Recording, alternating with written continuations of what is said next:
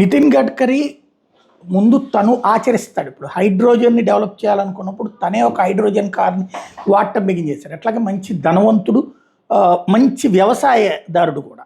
తను చక్కగా వ్యవసాయం చేపిస్తాడు. ఇప్పటికి కూడా తన ఫామ్ హౌస్, ఫామ్ ఇవన్నీ ఉన్నాయి. తాజాగా తన ఫామ్ హౌస్లో ఈ భారీ ఎత్తున ఆరెంజెస్ పెంచాడంటే విపరీతమైన క్రాప్ వచ్చిందంట. అంత సహజ సిద్ధమైనటువంటిది, ఎరువుల వాడకం ద్వారా కాకుండా సహజ సిద్ధమైనటువంటి వ్యవసాయం చేస్తేనే భారీగా వచ్చిందట. ఇప్పుడు దాని మీదనే తను చెప్పుకొచ్చారు. మైక్రోసాఫ్ట్, గూగుల్, అమెరికన్ శాటిలైట్లు వాళ్ళు కూడా చెక్ చేసుకోవచ్చు నా ఆరెంజ్ ఫామ్లో ఏదైతే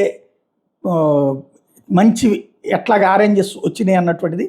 తక్కువ నీళ్లు, అట్లాగే ఎలాంటి డెఫిషియన్సీ లేకుండా ఈ మంచి ప్రొడక్షన్ సాధించగలిగాను అన్నటువంటి విషయాన్ని చెప్పుకొచ్చారు.